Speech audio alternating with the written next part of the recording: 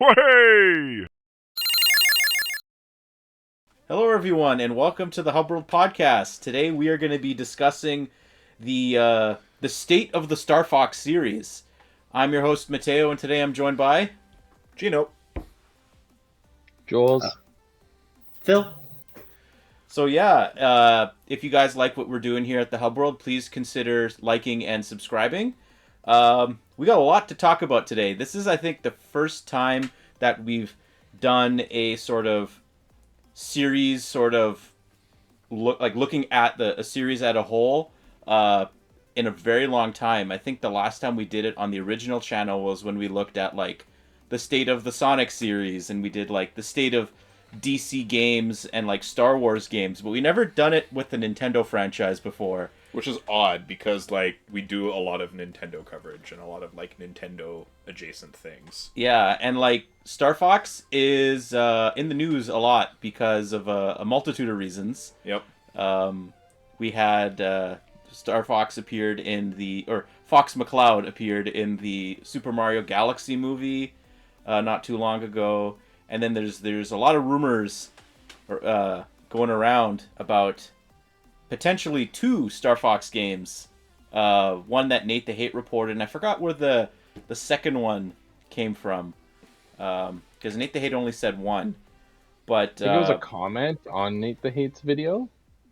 Oh, that does sound right. Something yeah. like that. The guy like posted comments around before Nate the Hate even posted or something like that. Yeah, something like I thought, that. I honestly thought it was I thought for a while there was, like, an anime rumor for a while. Like, but that was years ago. Apparently, Nintendo killed the Star Fox series because the people that they had partnered with leaked it, and they're like, "We're not doing business with you. So if you can't keep this a secret, we're not making it." Just rug pull. So I think as like a cool little icebreaker for this video, why don't we just go around and share our personal history with the Star Fox series? Like, who's your favorite character? What was your first game? Like, what's your history with the series? Yeah, I'll go first. So this is actually one of the first games I remember playing. This one and Donkey Kong Country. My dad bought them for himself. He just had it up on the TV, and very fond memories of the Corneria going in there. Didn't beat it back in the day, but definitely been around my whole life. Falco's the best. Let's be fair. So, yeah. I'm kind of bland. I like Fox the best. And to be honest with you, my first exposure to the Star Fox series was through Super Smash Brothers. Yeah. The N64 one. My first game was Star Fox 64, but I didn't play it until way later. I don't think the first time I think the first time I ever played a Star Fox game may have been on the Wii Virtual Console. It may have been that, like, far after. It Really? Yeah. I could have sworn, like, when we were, like, visiting one of my friends as kids, like, they had, like... I don't remember. Really? Yeah. Yeah, dang. Okay, well, I remember playing Star Fox 64 as a kid, but I don't know where in the timeline it was. It may have been before Smash, during Smash, after Smash. I don't know. But, yeah, my first exposure to Fox, like, the Star Fox franchise was through Smash 64, like Mateo. I will say that I really didn't clue into the series properly until Star Fox Adventure. I'm not sure if I'm in the way for it, but this is my childhood copy of Star Fox Adventure here. I got it for my birthday a long time ago. It was like one of the first, like, Gino's game. Never actually beat it. I think I got to, like, the third level and then just didn't go back. That was the first Star Fox game that we owned. Yeah. Yeah.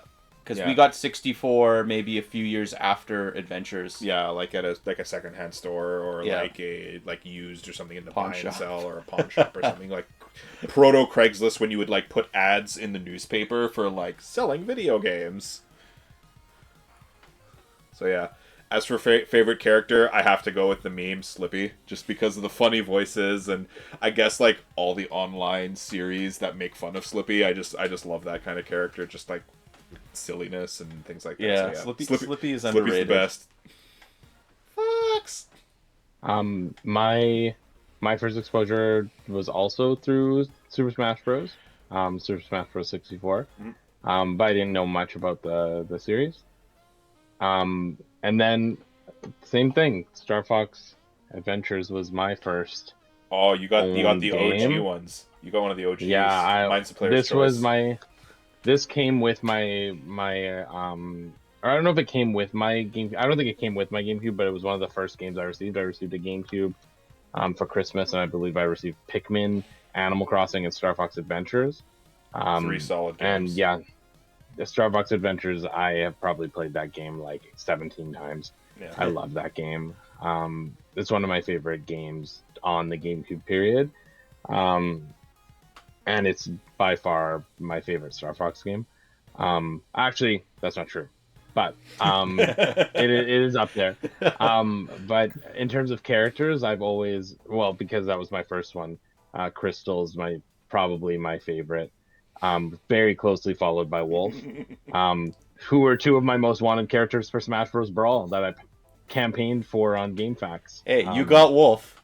You got one. I got Wolf. I was disappointed with no Crystal staff, but I was very excited to have Wolf because I didn't actually think Wolf would happen. Most of the Smash community did not actually think Wolf would get in over Crystal. Crystal was like the clear favorite. But yeah, no, that's definitely my my favorite for sure is Crystal. Yeah. So, yeah, like the whole reason we're doing this episode is because, like I said earlier, there's a lot of buzz around the Star Fox franchise. Like, there hasn't been a game in 10 years, and then he's in the movie, and then everyone's favorite yeah, character. like he was probably the standout character of the Mario Galaxy movie. Definitely stole the show. Yeah, so like there's like this whole generation of kids that went to go see that movie who had no idea who Fox was and now want to play a Star Fox game, and now we are going to get, according to Nate the Hate at least, a new Star Fox game, potentially another one after that. But I know Gino and I talked about, and Jules did as well, about we talked about Fox's inclusion in Mario Galaxy movie in the first episode of this incarnation of the Hub World podcast. But Phil, what did you think about Fox being in that movie?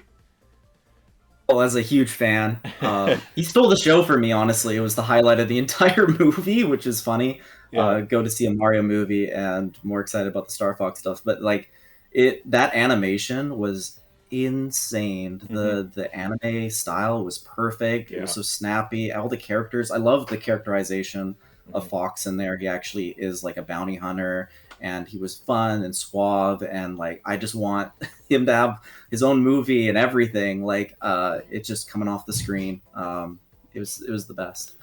Did you guys hear about like the backroom sort of, not dealings, but like how Fox ended up being in that movie? And like, Yeah, I've heard.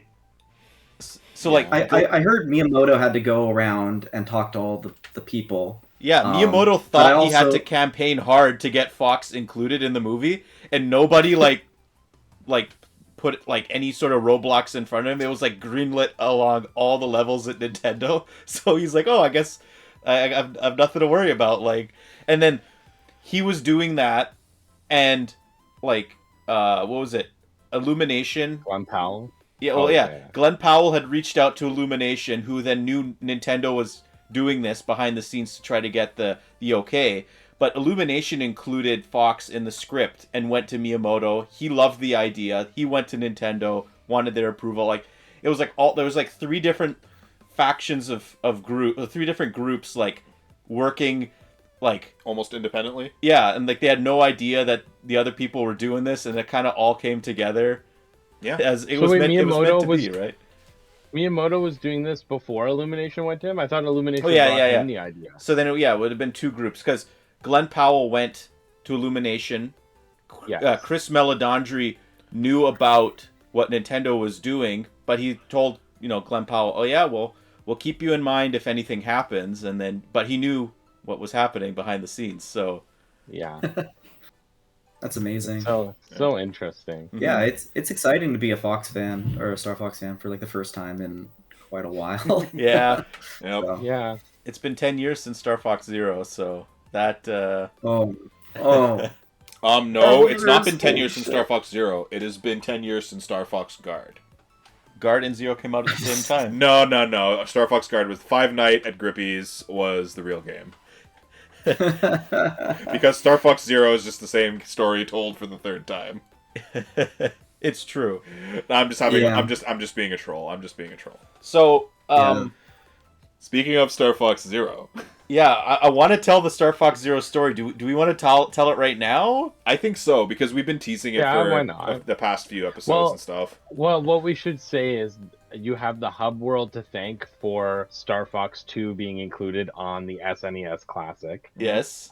Because Nintendo would have never considered bringing back a dead game had they not seen a massive uprise in sales of Star Fox Zero and Star Fox Guard right prior to the release of the SNES Classic. I Yeah. mean, to the eagle-eyed viewer, Completely.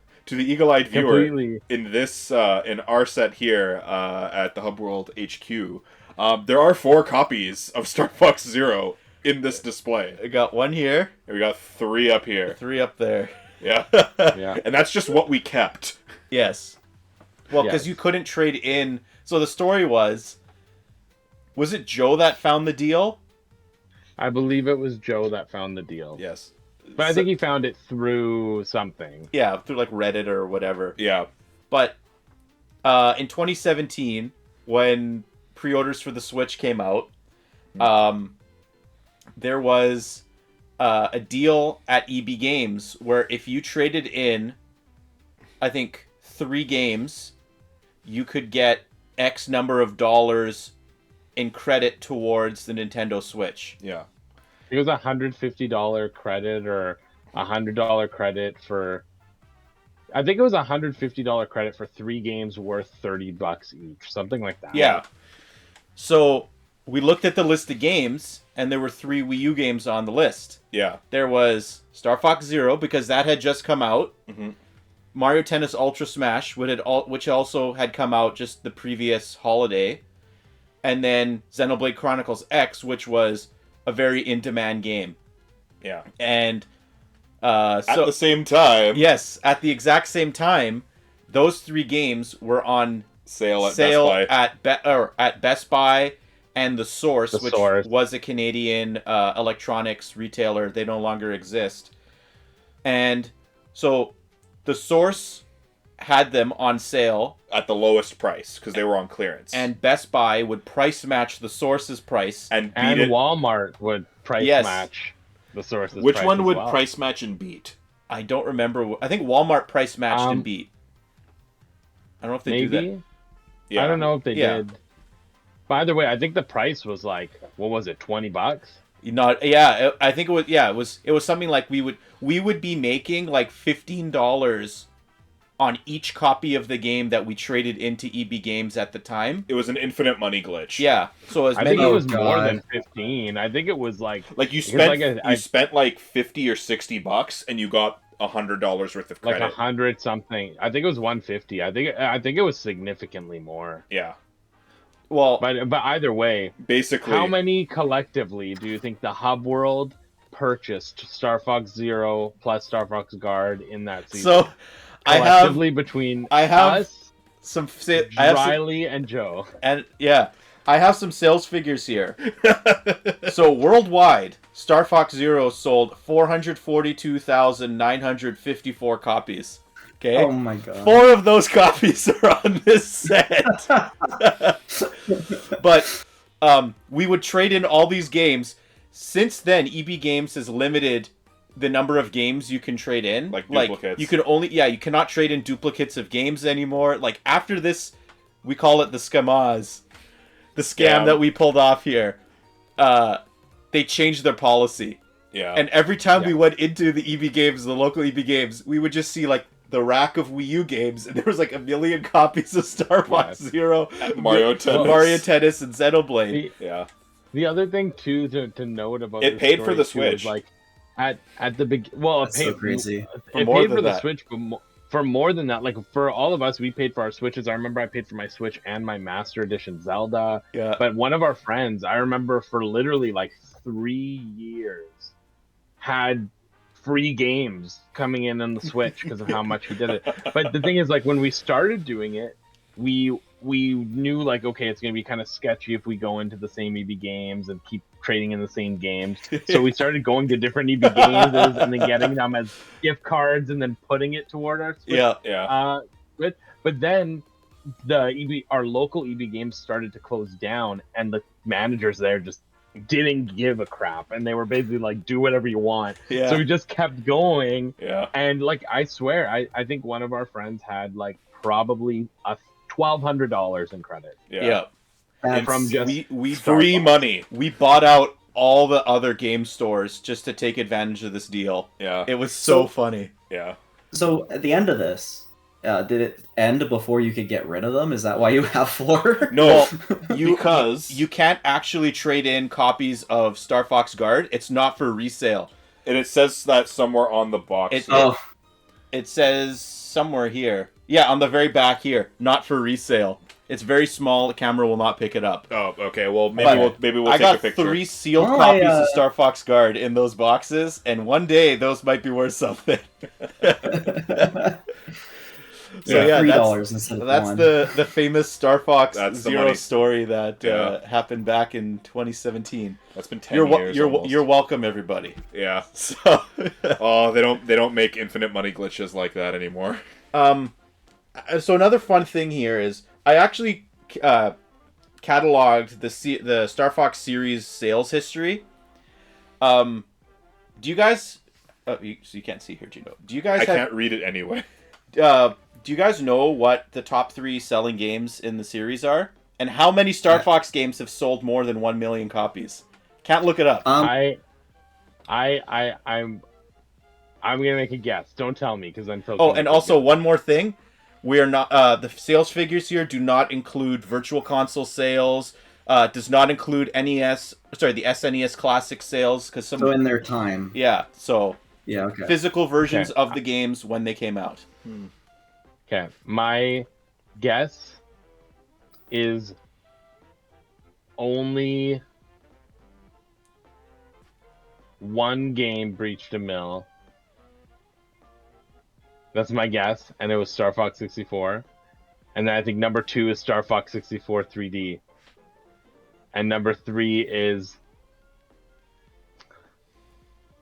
probably Star Fox. I want to say just Star Fox. Like the original. The It might SNES be one. Adventures, but I'm gonna say it's Star Fox. All right. Okay. I know Star Fox 64 is like the 3rd or 4th best. It's outsold Banjo-Kazooie like on the N64, so it's like 3 mil or something, or 4. And so I think that's the top one. But I'm pretty confident the second one is Star Fox because it also sold a few mil. It was a big sensation at the time, and it took that momentum into the 64 era. I'd say the third one is hard because there's a few re-releases. There's a DS game. DS has crazy numbers. But I might say actually Star Fox Adventure? I'm feeling that because that's an early game. I had a whole gen to like catch up to get a bunch of sales, and I know it's a yellow label, so I'm gonna stay Star Fox Adventure. I'm gonna keep it easy and just agree with both Jules and Phil because I feel like the inclusion of the Rumble Pack on Star Fox 64, plus it was a 3D space shooter, would make it appealing. The original had the Super FX. It was a 3D game on a 2D console, and then I don't really care what's in third. So how many games? So Jules said only one game broke 1 million. How many games do you think broke 1 million? Oh, I'm gonna say 2. And Phil? 4. All right. So there was 8 Star Fox games that was released because in Japan, Star Fox Zero did not come bundled with Star Fox Guard. Star Fox Guard had its own separate release. Really? Yeah. So Star Fox I really believed in it. So the Star Fox franchise, life to date, has sold 10,668,315 copies. Number 8 is Star Fox Guard, which only sold in Japan 58,981 copies. And we have 4 of them. Oh, wait, no. Ours, that That's doesn't Japan count. only. You gotta get a Japanese copy. Number 7. It's super expensive. What do you think's the second worst selling game in the franchise? Probably 0. Star Fox Assault. Or if they count Star Fox 2 on this list, it would be Star No, Fox I don't 2. count. Yeah. Okay. I guess Star Command. Fox. If I counted the SNES Classic, that would be the number 1 best selling system or selling Star Fox game. Oh, really? So Yeah. Phil says Command. You said what? Do you know? I said 0. 0. And Jules, what do you think? Assault. It's Assault. Oh, So 0, right? Number 7 is Star Fox Zero. 442,954 He said the number. copies. He said the number. I said it earlier. Number 6. Do you want me just to just read them? Just read them off. Or- Just read 'em off. Yeah, keep going. Yeah, So go for number it. 6 is Star Fox Command for the DS. Really? Okay. 456,973 copies. Oh, so sad. Number 5 is Star Fox Assault for the GameCube, Yeah. right over here. Even though it says bestseller. It didn't sell a It's million. not official. It didn't even sell 900,000 copies. It sold 889,407 copies. Does it have to be That's a mill not to get... shocking. It was pretty Does that have to late be in the milled to get GameCube the lifespan. I label? think it came out, like 2004, 2005? 2005. Yeah. Yeah, it was 2005. really late. Yeah. It was late. I don't remember playing Assault. We got that And a also, little bit later. GameCube didn't have a huge install base, so It didn't, I'm not yeah. shocked. Even though it was the best like looking 30 system mil of at the time. end or something like that. So that was... It was. I would argue it was not the best looking system at the time. It was just the most powerful. I mean, it has a handle. It's pretty convenient. Yeah, you can carry it around. That's true. So yeah, Star Fox Assault was number 5, just under 900K. Number 4, Star Fox 64 3D. Really? At 1,070,000 copies. Phil was right. So that's the Oh. first million seller. The second million seller at number 3 is Star Fox Adventures for the GameCube Yeah. at 1.82 million. Wow. Wow. Wow. Number That game was. People, The last hurrah for Rare at Nintendo. Yes, that was I feel Rare's like final people- game.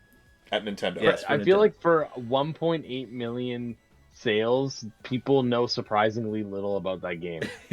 Yeah, I it didn't was even... a big hitter early on. I think it came out before Zelda Well, and stuff, right? So It did, yeah. When you think and about it, it like kind of filled that role Yeah. for a bit. like locally at least, I don't know if this deal was in the States or not, or in Europe, but when you bought a GameCube, you had the choice of one of 4 games. I think it was in 2003, the holiday 2003 bundle, which is when we got our Yeah. GameCube. Was Yeah. you I had know a a few choice. people that just had that game. You get your choice of Mario Sunshine, Wind Waker, Star Fox Adventures, or Mario Party 4. That game was in there, so We chose Wind Waker. yeah. My dad wanted to play Wind Waker, that's why.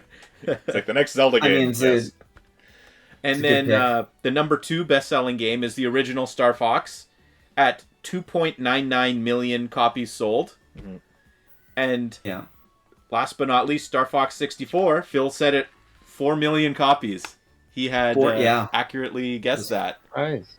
So It's because that Rumble Pack. also because it's an amazing game. Mateo, did- I am being trolly. Well, no, the tech actually is a reason why people would buy stuff. Like, Yeah, the free tack in. right? Like Donkey Kong 64 sold a lot of copies also because it came with an expansion pack, right? Yeah. So Yeah, it was the big game of that holiday season Yep. too. I don't think there was anything else at Yeah, that time, well- and they were like bundling it and shit. So so what are your guys like thoughts on the franchise as a whole? Like it is like a mid-range Nintendo franchise when you look at sales. It's not like it's kind of all over the place in terms of like critical acclaim. I think it had its moment right in the 90s where it really made a splash when 3D was early, and it was a perfect vehicle for that. Mhm. But then I feel like when they struggled during the GameCube era, they never gave it the time or attention it needed. Although I do like those games, like it just feels like their focus was elsewhere. Yeah. And it kind of felt that way since, really. Like, they only really internally fully did 64, and they've never bothered to give it that first party attention. Mm-hmm. So there's a lot of missed opportunity there, but also like they were up against a wall at certain points, so they had to focus on other things. So Yeah, isn't 64 the only game that was developed internally at Nintendo, like without a partner helping them? So the story of this one's interesting because it was done inside the studio, and people say, Argonauts, right? Mhm. But looking at their list of developers, like the credits at Moby Games, only 2 members were actually like programming this game. The other ones were all doing the Super FX chip, like the actual chip. So you got I think his name's, I hope I get these right, Dylan. Dylan Cuthbert, I think. Yeah, and he ended up going off and doing Command, and he joined Nintendo for a bit and did 1080 snowboarding. And then Giles, who was like one of the founders of Argonaut, he went off to do Croc and stuff, and he owns Argonauts and went off and did that stuff. And those guys were like programming on this one, and then 2 also. And, So this one's mostly Nintendo people. The art director is Nintendo, and the composer and I think the first game they got someone outside the company, but then they got Koji Kondo for the second one. So, Yeah. I gotta say, for Star Fox 64, Mateo, I was actually just playing a quick run before this just to like get in the mood for it. It sounds strikingly similar to Legend of Zelda: Ocarina of Time. There's like so many, like I was listening through the credits and everything, and I'm like, this is where like Navi floats away at the end of the game and the bells start ringing at the end of Ocarina, and the same, it's like the credits thing is like almost the same at the very, very end of it, and there's a lot of like notes and things that are like very similar to the other N64 projects and stuff at the time. Like anything that Koji Kondo has touched on the N64, it kind of sounds the same, which is nice. Yeah, he definitely has his own style, and they had their own internal like compression system and stuff, and they were probably using shared tools between the 2 games. Yeah, like the Nintendo MIDI, the Nintendo MIDI files and all that stuff are just super nostalgic and just super. Yeah. Like, for what it did, like like if you hear it, you're like, yeah, that's an N64 game. Yeah, it really works for. So 64 was a very smart one to try to do full voice acting because they're fighting against not having CD player, and so they're like, oh, we got to prove that we could do voice acting.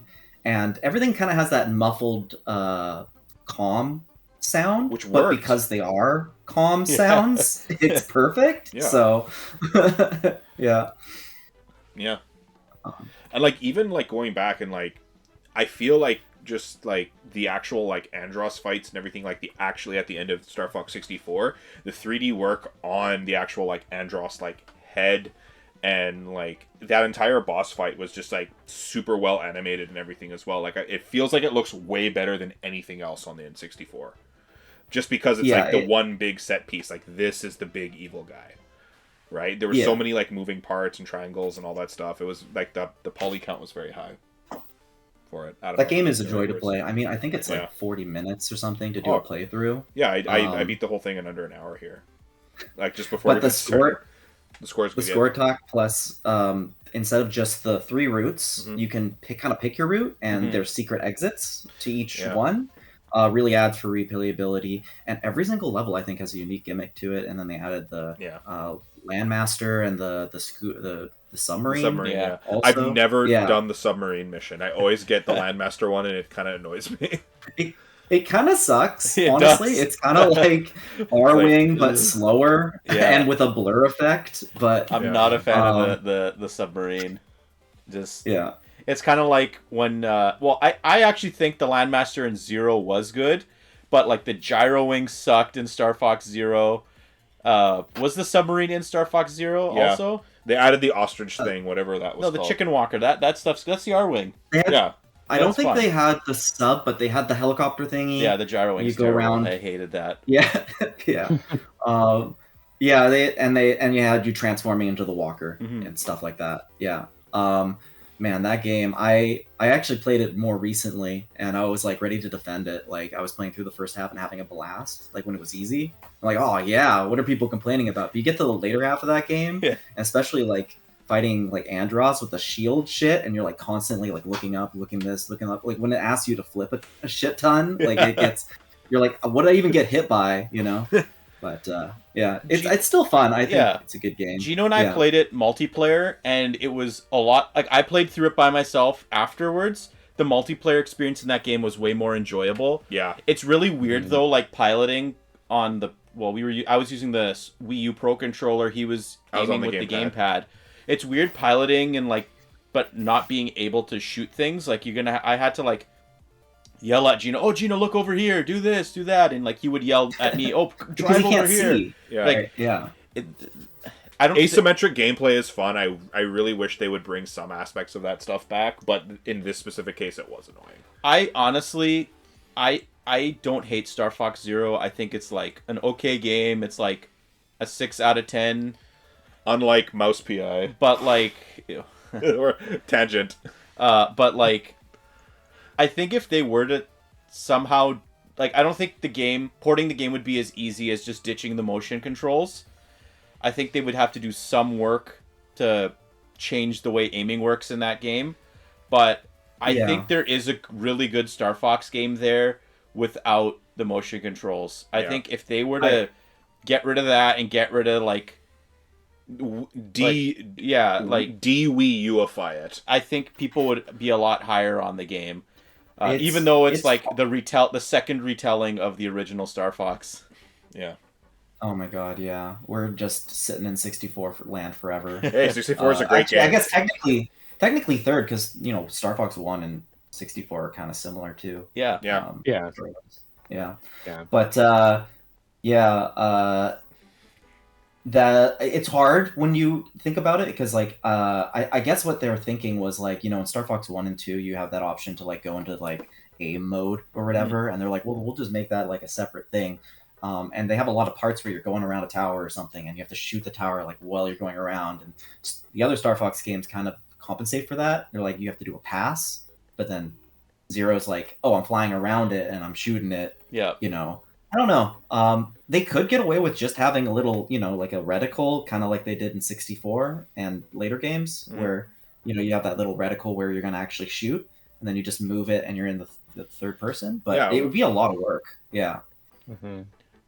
Yeah, and like I personally think like if they were to do another retelling of the original Star Fox as like the reboot, like whatever next game comes out, I could handle that with Star Fox Zero, because the gap between Command and Star Fox Zero was, believe it or not, actually longer than the drought that we're in right now.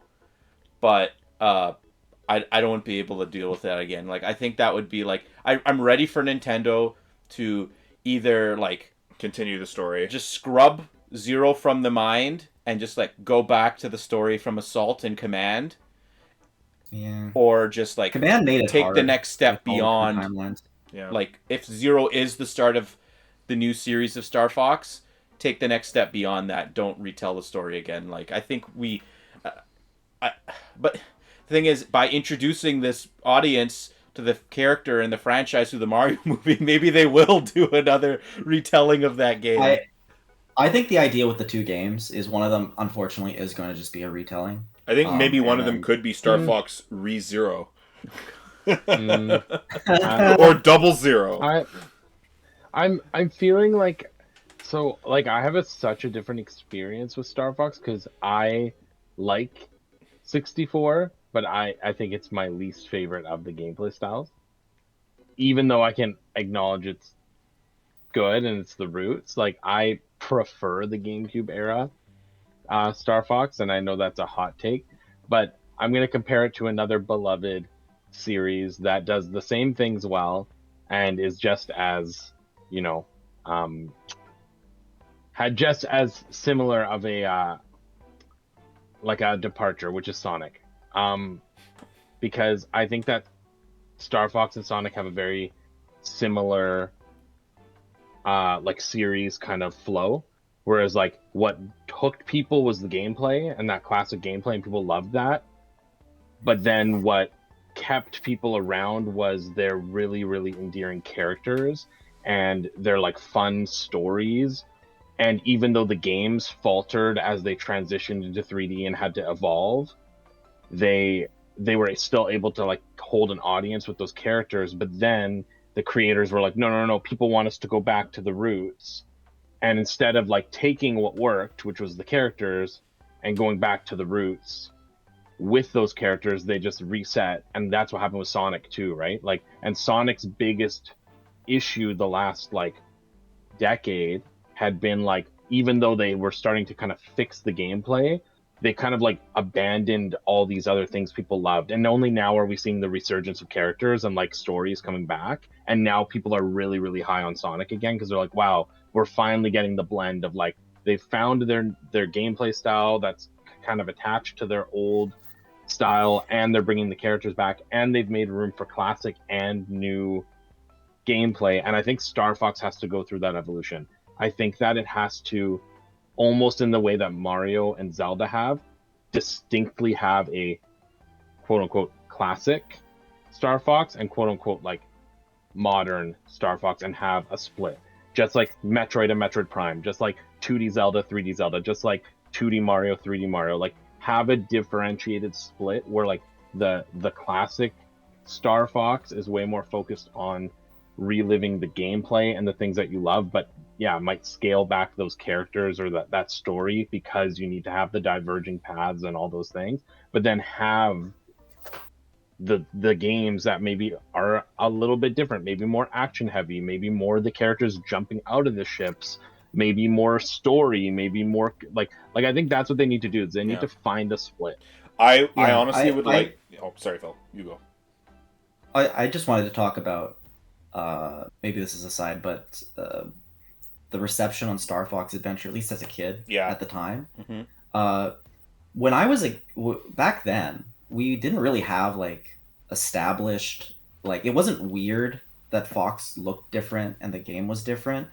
I think people feel like things have to be like, you know, Mario's like very distinct Mario, but every Mario back then and Star Fox and stuff were very radically different. So I actually didn't, as a kid, see it being that weird. Like, we know now that it was Dinosaur Planet and everything like that, but like I would have liked to see that game too now. It's interesting, right? Like, I played the demo version of that and it's like a completely different thing. Yeah. But you know, I really appreciate Crystal and like the parts that they've added and the depth that added to the Star Fox universe. Yeah.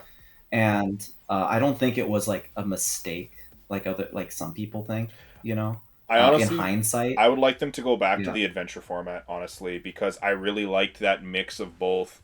You have some of the on-rails shooter portions, but you also have like exploring a planet, and then you can fly around from place to place.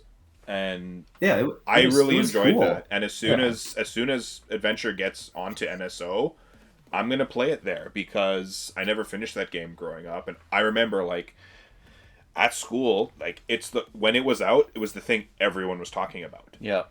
And like that game was like, oh, it's like a Zelda game, except like you have this staff and you're going like shh. And I remember like even like some of my friends and stuff like, I'm gonna go do martial arts now because I want to use the staff like Fox. I think honestly it would be worth revisiting that game, even if like they were to completely remake that game and increase the climbing speed. Or like do another game like Star Fox Adventures, because there's a lot, like they could balance the flying and ground a little bit better in that game, but also they could. What were you? I think that they could do something like maybe like Nintendo could go in where you have like you'll have like Fox will have like blaster gameplay like an Assault, and he'll have this like the combat from like all of that like from Adventure, and you could do something kind of like Jedi. Fallen Order or Jedi Last That'd Order. be pretty cool. That's it would work. I think like the biggest to have the balance a little bit better, I think would be a lot. I think people would be more receptive to that, but they would also be more receptive to like less backtracking. Just like that game, I still think is one of the best looking games on the GameCube. Oh yes, and 100%.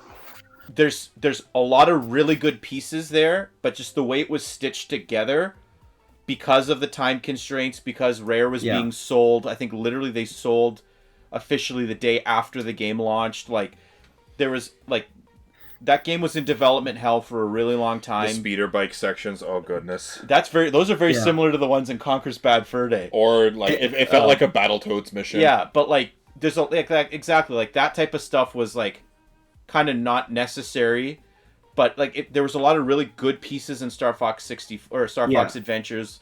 The ending of the game was rushed. Like, if they like those types of things, ideally wouldn't be involved in the development process of another game like it.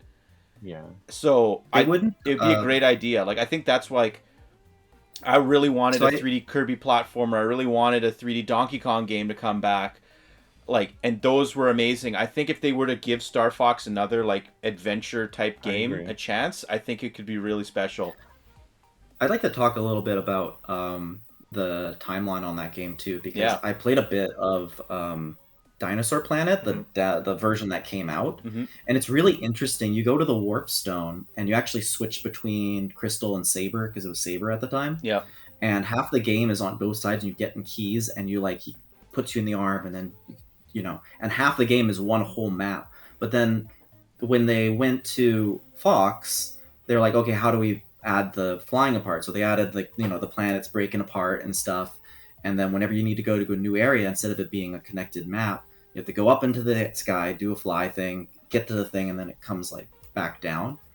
And it's very clear that like they had this vision, and then like to get it to come out in time, to get it to switch to Fox, they had to basically take what they had and like chop so much out. Like, there's like this whole desert area that's completely missing, and all these other areas that are not in the final game. There's still a lot of the same bosses and stuff, but like you don't even get to fight General Scales at the end, which I think the game loads the health bar and then he just goes away. And then sorry, spoilers, I don't know. It's a 20-year-old. It's fine. Yeah. Okay. Andros just like talks to him. He's like, "No, give up, die," and then he just falls dead. But Phil, did you? I found this out recently. There's actually a build of the game on N64. It was the last build that Rare had. I think it was dated like December of 2000. That's the one I played. Yeah, and Fox is. It has Fox in it. Yeah, Fox, but he's using a sword instead of the staff, and there's a decent amount of the game on there, and I think that's the part of the game that, or that was the build of the game that Banjo-Kazooie Nostalgia 64 has a Dinosaur Planet level, and that's where they got the assets from when they made it. Was that? It's really cool. I had no idea. I thought the switch to GameCube is when Fox and all the Star Fox stuff got added, but it actually happened before that. Yeah, it was like a few months before they switched over, and I think, the two things that, like, I still like the game. The game's really good, but I just wish that Crystal got a bigger part. Yeah. Because she gets stuck in the crystal, and I wish that, and then the general scales at the end.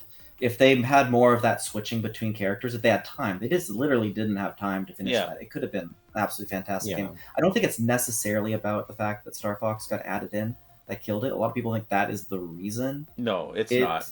Yeah. They had to cut all those things, but it was kind of everything happening at the time. I think it was honestly a big chunk of it was the switch from the N64 to the GameCube. But that game is so pretty, and it's 60 FPS. It has amazing water. It has that the first time I think we see the rare fur. Yes. Which is so good, man. And it plays like a dream. It's so good. It's a very good game. Yeah. Like, and honestly, if I'm being like, I don't want them to if they ever attempt this like adventure version of Star Fox again, I don't want them to even try to build off of that game. Like, I want something completely new, the way like Donkey Kong has just completely revolutionized how Donkey Kong is. Like, you can pay homage to certain things, but I think Fox deserves his own version of an adventure game.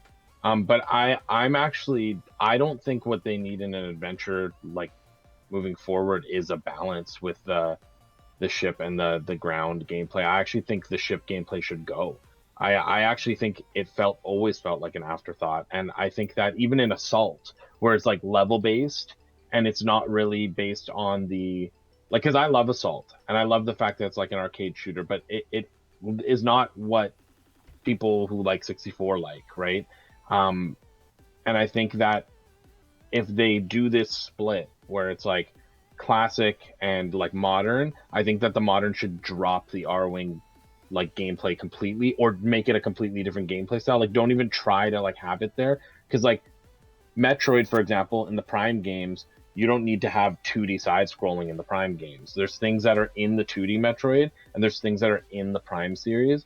And I also think that they could take the adventure series and set it in like the way that Sonic does or the way that Metroid does, where it's like it's unknown how these two games eventually connect or like the exact timelines, but like the whatever the like adventure one that's more story focused can actually pick up after Command, or tell us the real like ending of Command and pick up there and like have all these characters and a developing story. And the classic one can be stuck in the time of the classic era the same way that Metroid is. Like I actually think it would be cool if the classic game they announce is Star Fox 3 and they just leave it at that. It comes after 2. Yeah. That's it. Whoa. Right? Like why not do that? And then it's like it picks up with those characters that don't actually exist in the other time, but then they announce an adventure game that follows Command. And then it's like, oh, but all of this is canon to Star Fox, the same way that all of these wacky things are canon to Mario or canon to Zelda. Or like I think they need to shift Star Fox to that format of like everything exists. It's hard, right? Because I do also feel like they need to take risks because they've tried and tried again just to do kind of the same thing, and but at the same time they haven't really captured the audience again. Yeah. So it's like, they're kind of stuck in the middle. Yeah. I think like a version. Oh yeah, go ahead, Phil. Oh, pardon? No?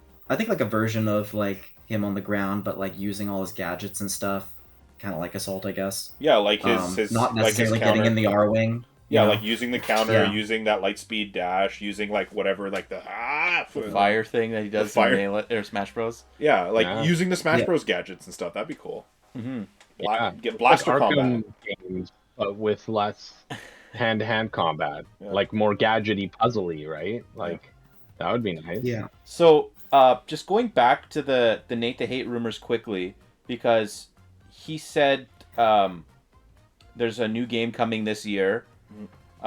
We touched on it in a discussion video that it was just Gino and I, but for those who've been living under a rock that haven't heard this news, he said the game he's talking about is a return to the classic style Star Fox game, like the 3D on-rails shooter, but it'll have online multiplayer. He also stressed that the visuals of the game look really, really, really good. And like I said, it's coming out this year.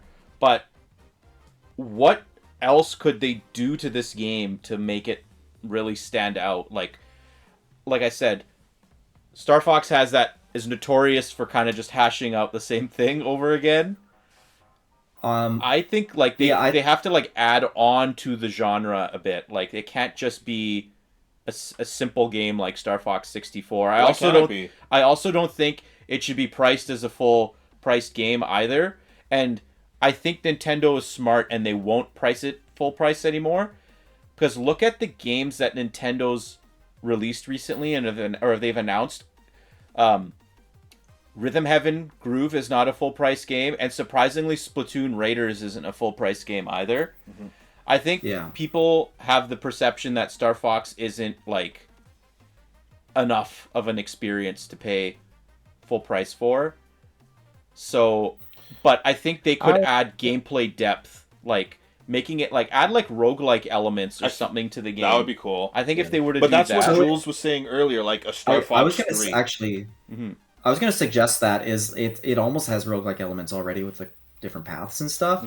Still have the set levels, but like really mix it up. Maybe the order of the planets are completely different, when there's different variants of each planet. Yeah, where you get different they gotta take, because like Star Fox 1 it's very clear what they added with Star Fox 64. They added the variety of the vehicles and the different pathing and the scoring, and I feel like they haven't really like added more depth to that style. I feel like since doing something kind of like what Ball Pit did, or what like Vampire Survivors does, where you can get like different things that like, okay, increase your rate of fire, increase the blast radius, increase Add like your device attributes speed. onto your Yeah. blaster.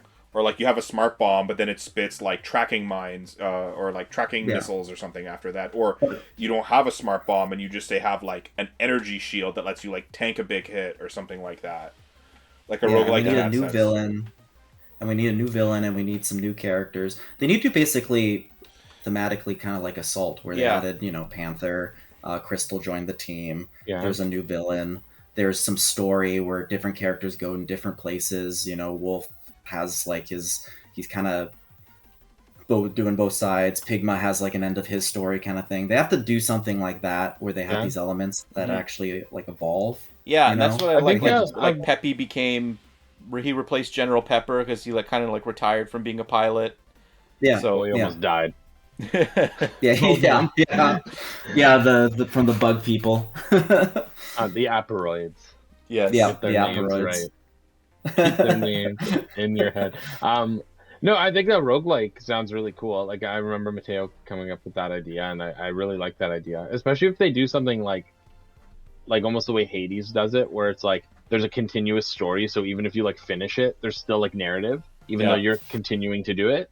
And it could be cool because they could have things like different pilots that are roaming around. So on different runs, you run into Kat, and then Kat, like if she like comes with you for that run, like maybe when you get to a certain level, like she actually takes you on like a path that only she can take you on, Yeah. and like you learn more about her, or like you can have like characters back at base that you interact with and unlock things, or that could be a cool little way that they explore. The other thing I remember telling you guys is like I think that they could just like almost like build on the like choice piece of like diverging paths, and like build it in a way where it's almost like Fire Emblem, where it's like there's all these diverging paths to get to a certain point, but there's like multiple points of the game that are like big decisions that like completely alter what comes next. So it could be like diverging paths to get to like the Act 1 finale, and then the Act 1 finale has like 2 or 3 really big decisions that completely change the Mass story. Effect it? Mhm. Right? Like, yeah, almost like Mass Effect it. So then you have like completely different stories you can play through. And I know Command kind of did that in terms of like the ending, but if they did Yeah. it in a way where it's like there's these diverging stories, but then you unlock like a true ending that's Yeah. like the real one, right? So then you have a canon route as well. Because I think that's the thing with like Fire Emblem. I understand why they don't give you a canon route, because there's never intended to be a follow-up. So they want you to keep your version. But like Star Fox has a continuous narrative, so they would have to do something like Sonic, where it's like, here's the real ending. Yeah, Yeah. these are good ideas. Man, Star Fox Command's endings are so crazy. Holy shit.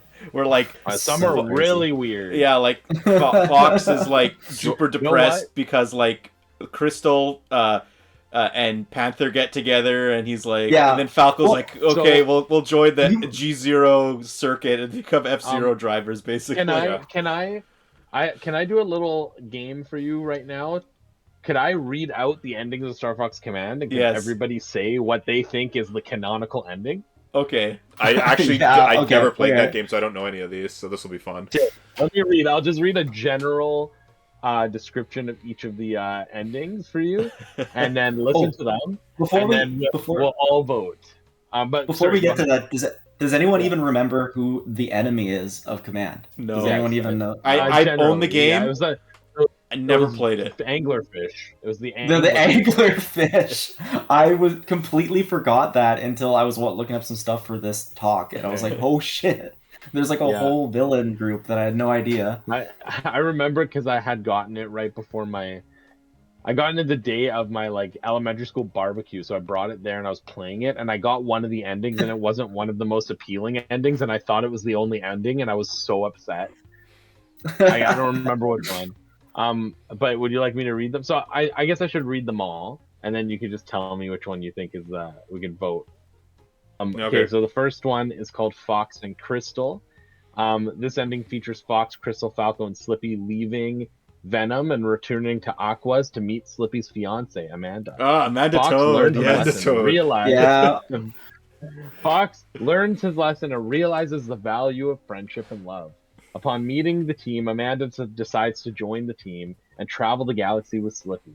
With Venom purified, Dash takes control of its evolution. Dash was made steward of Venom and began to struggle to build a new empire. So in this version, just to remind you of the context of Command, the context of Command is that Crystal leaves Star Fox Yeah.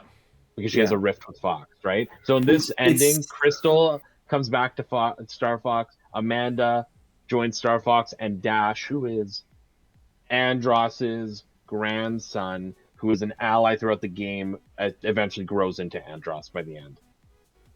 Yeah, Like, he just kind of goes heel turns. evil. Yeah. Yeah. Yes. Um, The second one is called Good. Okay. Oh, sorry. Go ahead. I was just gonna say the beginning part with Crystal is so ridiculous because Fox kicks her out because he's worried she's gonna get hurt. It's Yeah. like, okay, so you didn't care about her before, but also you don't care about your other members of your team. Like, this makes no sense. It's Because so he's weird. fallen deeply in love with her now.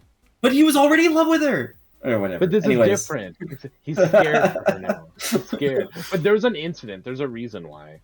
My favorite part is that there's two different versions of Crystal in the game. There's Crystal, and then there's Crystal wearing like sunglasses. Is it like Panther? Like, no. Yeah, it's like Or a it's version of Crystal. I think that was with Starwolf or something. Yeah. She Oh joins my God. Starwolf in the game, right? Yes. Like she leaves Star Fox Yeah. and she's like, "F you, I'm gonna be with Panther," and she joins Starwolf. She's like, what will hurt him the most? Yeah. So the second one is called Goodbye Fox. With the Angler Emperor defeated, Fox disbands Star Fox and goes to Saria, which is the new name of Dinosaur Planet, as per Rob's advice. There he meets up with Crystal, and they promise they'll be together. The two eventually marry and have a child named Marcus. Marcus quickly found that he has the same piloting skills as his mother and father, and he steps into his footsteps with Peppy's granddaughter, one of Slippy's sons, and a previous member, Falco Lombardi. So you have like a next generation sequel trilogy where Falco is New Peppy. Warriors. Yeah. Yes, just a rowdy old man being like, "Oh, geez, I was saved by Fox. How swell!" Now let's be realistic. Most likely, those are the two most likely canon endings. Yeah. because this is where they start to go off the rails. Yeah. Yes, they do. But this next one is when, after defeating the Angler Emperor, the team looked forward to a brighter future, but Fox kept his feelings for Crystal hidden. Months later, Crystal reveals that she can no longer stay on the team and leaves. Fox was despondent, and eventually Falco and Slippy leave him. Crystal begins her new life in Starwolf and proves to be one of the best and toughest pilots in the galaxy. So essentially, Fox loses everybody because he won't tell Crystal he loves her, and then she becomes unhinged, the best person on Starwolf. This next one's called Starwolf Returns. So Crystal had joined the Starwolf team, and together they finally became the heroes that they wanted to be. The citizens of Lilac praised Wolf, Leon, and Panther, but would not forgive Crystal for betraying Fox and his team. Crystal ignored the people at first, but soon found the insults unbearable and left Starwolf and the Lilac system. She became a bounty huntress named Cursed, and lived off the collection of the worst scum of the galaxy. Cursed eventually ran into Fox on the planet Q. He did not recognize her, and unknown to what became of this meeting. These are just fanfics. Like, basically, they're given like new names, like new planets. Like, I was like, what is this? It's a lot of Crystal, too. No, there's more. Yeah. What? This one's called Lucy and Crystal. So Lucy is Peppy's granddaughter. Yeah. So having gathered on Corneria, Crystal, Kat, Lucy, and Amanda planned a party for the returning of Star Fox. The party ensued for many hours. Just before morning, Peppy and Lucy left to remember their lost mother and wife, Vivian Hare, who had died shortly after the Lilac War. Fox and Crystal also left, and the two confessed their feelings for each other. With Fox's promise of love, Crystal rejoined Star Fox. Actually, that one's also not necessarily... Not bad. It's kind of generic. That's some weird, unnecessary information. Also, why is Kat hanging out with these characters she's never met? Like, they're just like, here's all the women at home cooking for the Star Fox team. Oh my goodness. But it's true. Kat and Crystal are like just as skilled pilots as Fox and Falco. What are they doing? Yeah. It's so ridiculous. Actually, I have a interesting fact. Did anyone know that there was actually a comic in Japan that explained why Falco wasn't in Star Fox Adventure? I did not know that. The only comic I Yeah. thought there was the one that are in the Nintendo Powers from It was the only SNES era. yeah. It's pretty good. Well, it's short. The art's nice, but it's called like Farewell Beloved Falco. It's like a weird title, but basically the whole thing is he like has to go save Cat, and then his ship gets like destroyed on a planet. So like the whole time he had to like leave Star Fox to do this for some reason, like the team, and he then loves Cat. He loves yeah, but she's like scruffy and like just like has a group of like rogue people or whatever. Anyways, they almost die on a planet, and he's just fixing his ship. That's apparently the plot. Anyways, I just thought it was interesting. Guys, look it up. It's pretty fun. Yeah. So sorry, this is the Dash makes a choice. This is the one where Dash goes rogue. So this is Dash decided to stay on Venom after the fall of the Angler to fulfill his grandfather's wishes. He continues to terraform the planet. After many years, immigrants begin to arrive. Eventually, Venom begins to rival Corneria, and was at the heart of Dash's grand empire. On one fateful day, Dash announced that Venom had become the heart of Lylat and denounces Corneria, thus plunging the Lylat system into war once more. So this is the one where Dash just becomes Andross. Yeah. This one is Slippy's resolve. After clearing Aquas of the Angler forces, Slippy and Amanda get married by Rob. I don't know why that's relevant, but years pass, and the two have 7 children. 7. And they enjoy Slippy's often told stories of Star Fox days. When countless years rested upon Slippy, he began to wonder what happened to Falco, Crystal, and Fox. He wondered if they still crossed the galaxy, righting wrongs, but could only look up at the sky and wonder. So this is basically Slippy's like I quit. I'm a the dad. epitome of like, not like the epitome of I got into a relationship. I'm see you friends. You can only look up at the sky and wonder. There's no phones in this highly advanced. I think I got that ending. I was pretty happy. Like he's like, "Whoa, Slippy." These last two have Pigma in the title, which is very interesting considering the fact that Pigma like grotesquely dies in Star Fox Assault, and then they somehow bring him back in Star Fox Command. Somehow Pigma returned. Somehow Pigma did he have a literal like grotesque disc monster and was blown up in the like cold vastness of space. He got completely like consumed. It was pretty gross. Yeah, he's a pretty nasty boss. But it says Falco was lost after defeating Pigma. Fox, Crystal, and Slippy had saved Lylat without him, and he had been left alone. In his darkest moments, Falco received a message from Cat telling him to make his own team. The two team up with Dash and create Star Falco, a team rivaled even the legendary Star Fox team. Okay. It's such a bad name. And also, it's called Star Pigma's Falco. Revenge. Well, like, what did Pigma have to do with this? Because Falco beat Pigma while Fox and Crystal and Slippy were doing something else. He got depressed. So that's Pigma's Revenge. And then this other one's The Curse of Pigma. Yes, Fox lived as one already dead. Fox lived as one already dead after losing Crystal. So I guess Crystal dies in this one. Mm-hmm. His love of piloting and all those had looked up to him as their hero. It was only thanks to Falco's brainstorm that things began to brighten up. The two joined the G0 Grand Prix and become racing pilots. It's so random. Fox has That's nothing so to live random. for, so let's just do friggin' the most dangerous thing we could do and be F-Zero drivers. It's definitely the art director, right? Because he did F-Zero and Imamura, is that his Star name? Fox.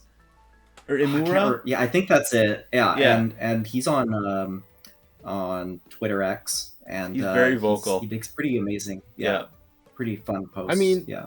Low key, I think there's room for most of these endings to exist. Yeah, at least like except 3 for of them, I think. half of them. Half of them are just. I like Crystal the did second this, one. or I like Crystal did ending that. 2. I like that one. I think that one could be a natural sort of like.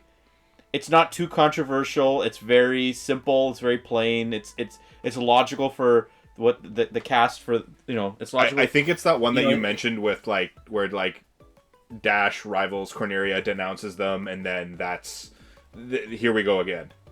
No, I don't think they would do that. I don't know. I think they would. Get someone else involved. I like the you don't need idea of Andross to Andros is Jr. Yeah, we don't need that. I like What the idea about of next Andrew generation, the Whitney? kids, but I don't think that would I lead like. into another Yeah. game. I don't know. I don't know if they would ever truly go that route, but I would love to see a version that picks up kind of like in the middle of an amalgamation of these endings, where like maybe the game tells a story of like an isolated fox. Slippy has gone to live with Amanda and has started his family. Peppy has kind of just like retired And is completely. really old. Falco went off and started his own team, Star Falco, and Crystal joined Star Wolf, and it's the story of how he has to bring back the team, like bring them back together. Yeah. Yeah. Oh, like a shit. soft reboot And they go- kind of thing. Are they Yeah. going to do a heist? Right? And then meanwhile, Dash is like, Dash is building this empire in Venom, so it's like Gotta build there's the something team. big brewing, right? Like, and you know what? All those endings and not one mentioned Tricky. Hey, Oh, Tricky was crap. in Star Fox Assault. He was in Star Fox Assault, Yep. where they changed the name of Dinosaur Planet randomly. Yeah, well, It's hard it's to fine. yeah. It's hard to add a Triceratops like in a ship A or something, Triceratops like- pilot. He's just like with no fingers. It's just like Why foot not? platforms. What? Why not?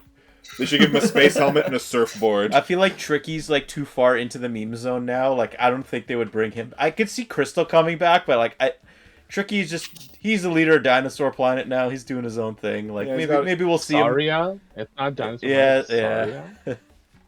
But Saria. So actually, you would know this. In the original game, it didn't have a name, right? I don't remember it. No, It it was has no just name. It was just Dinosaur Planet. Okay. I don't even Dinosaur think. Planet. Yeah, they had the shopkeeper that was also in Cameo Elements of Power. Wait, the exact same dude? Basically the same. I think it's the same character model and everything. Okay. But the thing is, like, remember in what was it, 2022? I think I saw Basil. I think I did see Basil. Yes. In 2022, if you guys remember, that was Basil. Namco Bandai like staffed up 2 teams for Nintendo exclusive projects. One is very clearly a Smash Bros team, and the other team was rumored to be making a remaster of another, like a 3D Nintendo game, a 3D action Nintendo game. And everyone thought that, you know, the natural thing would be Star Fox Assault, because they made Star Fox Assault. That was a Namco co-developed thing, right? In 2025, I didn't remember reading this while I was researching for this video.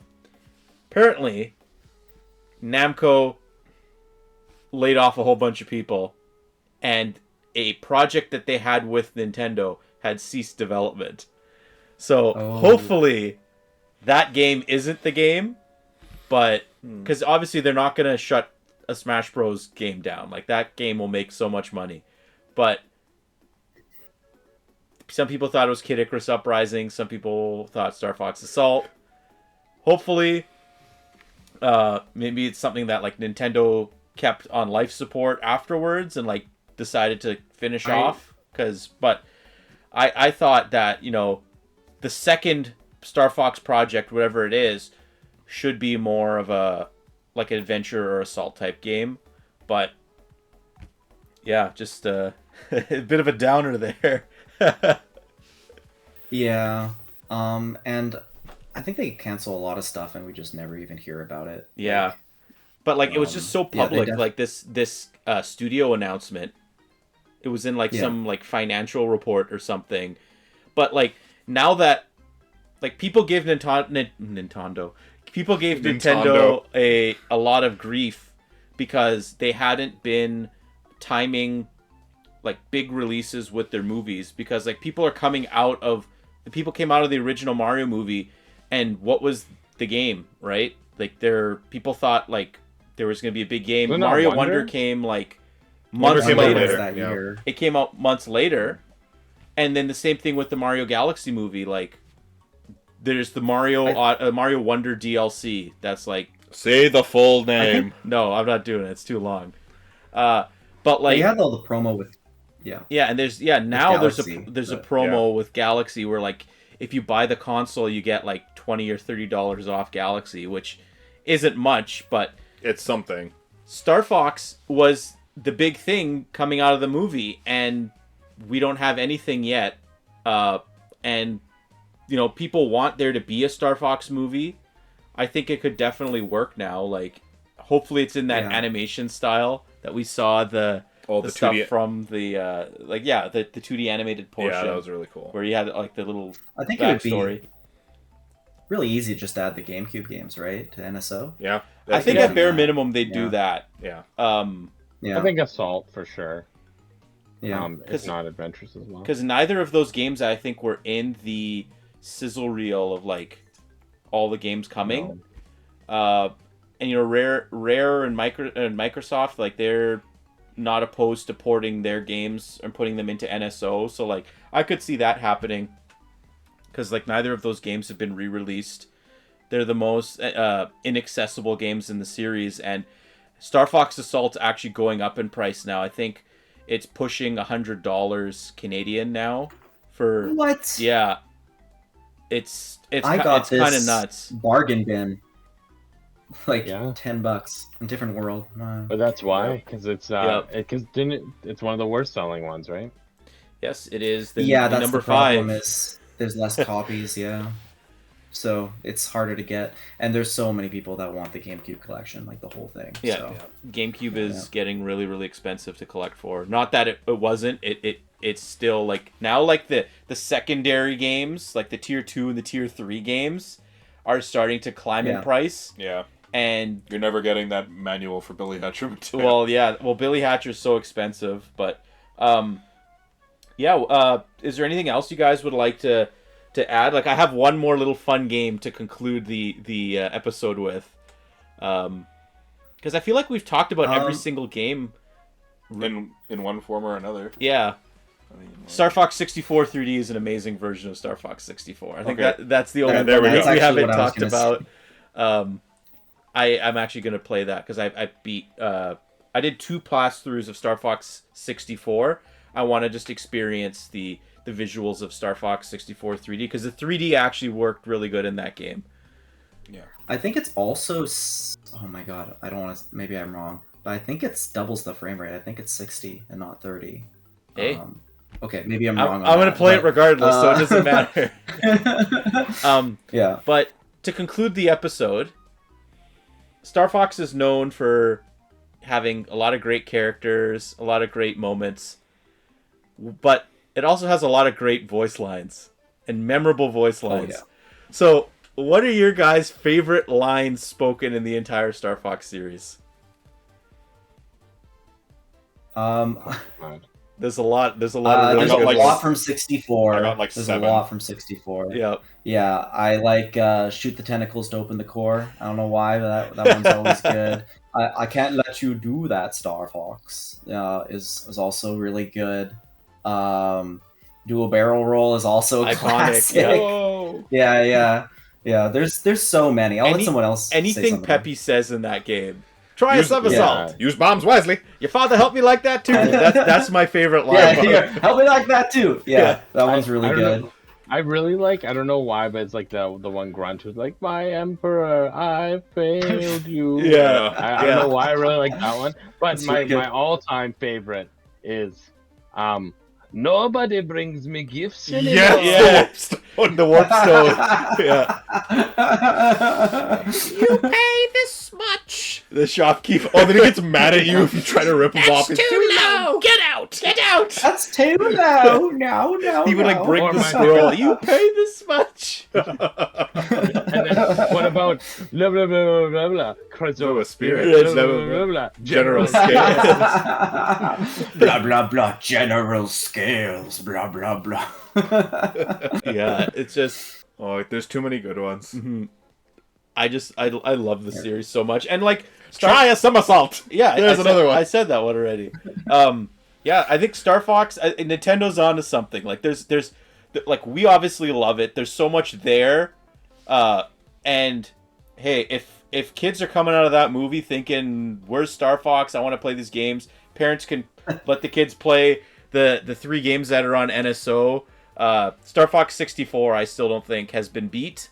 I think it's the best game in the series, but like, and that's obviously like a great game to start your Star Fox journey with. But yeah, there's just a lot of really, there's a lot of possibility in the with the franchise, and I just really think that there isn't really a wrong direction Nintendo can go with the Star Fox series, whether it is a on-rail shooter or an adventure-like game. So yeah, I really like the idea of the next on-rail shooters being like a roguelike.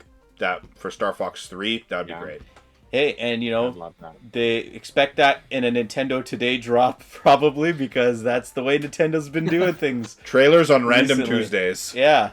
And there's also Yep. the Nintendo Music Theory that people are developing. I'll tell you guys that after in the background. So yeah, thank you everyone for watching. This was a great episode. So thank you everyone for watching. Maybe we could do more sort of like series retrospectives or series looking, like we can like do things like this, like maybe like we can do it with Metroid, or we can do it with Pikmin or something like that. Like I think series that haven't really had that next step and aren't on the same tier, like how would we evolve the series, how would we get it to take the next step? I think that would be really, really fun to do. So thank you everyone for watching. Remember to like this video and subscribe to the Hub World for more content. We will see you again next time in episode 4. Bye. See ya. Hey!